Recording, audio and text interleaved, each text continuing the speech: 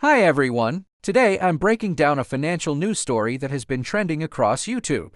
On November 5th to 6th, 2025, Reuters, Bloomberg, and major Chinese media reported one thing. China issued $4 billion of sovereign bonds in Hong Kong at interest rates close to US levels. Some headlines claimed, challenging the US dollar, shaking trust in US Treasuries. Sounds dramatic, but what's really happening? Give me 5 minutes to walk you through the logic behind it. Part 1. What exactly happened to the yields? Here are China's bond yields this time. Bloomberg and China Daily. Compare that with U.S. Treasury yields as of November 2025, 3-year, around 3.55 to 3.67, 5-year, around 3.67 to 3.76%. In other words, China's USD bond yields were almost on par with the U.S. But here's the question. China clearly carries more sovereign risk than the US, so how did China manage to keep the yield so low?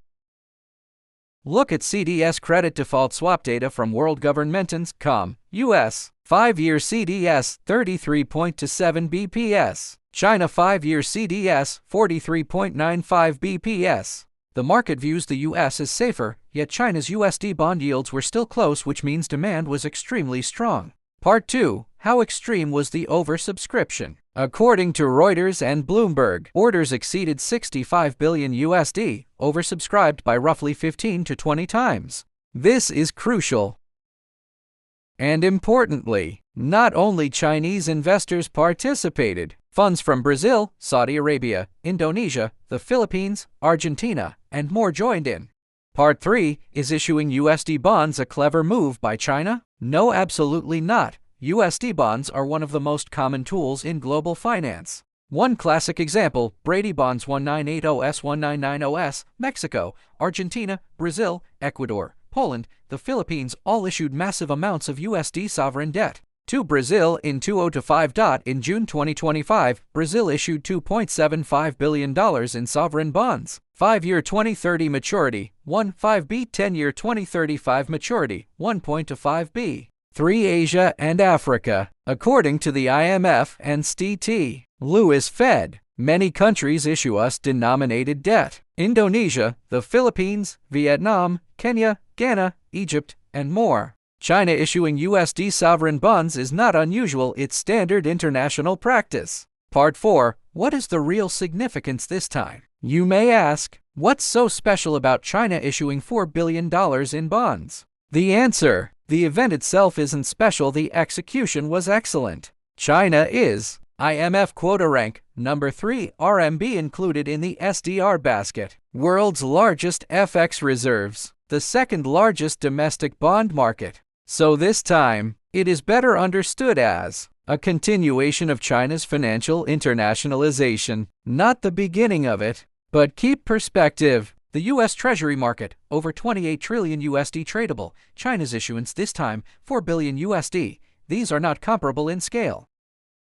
Part 5. Does this relate to RMB internationalization? Answer: this event has no direct connection to RMB internationalization. Because issuing USD bonds, repaying in USD, not promoting RMB usage. RMB internationalization depends on cross-border settlements, SWIFT share, central bank reserves, oil RMB settlement, etc.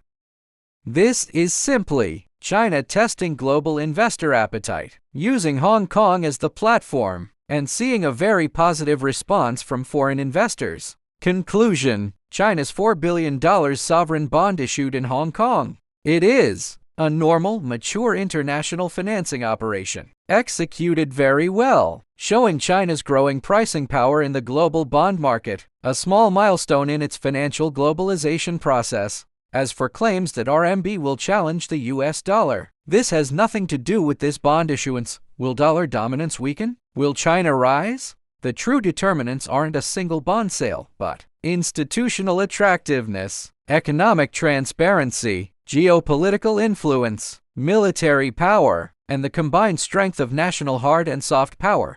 That's what truly defines currency dominance. Thanks for watching. If you enjoy clear and insightful economic explanations, don't forget to like, subscribe, and share with your friends.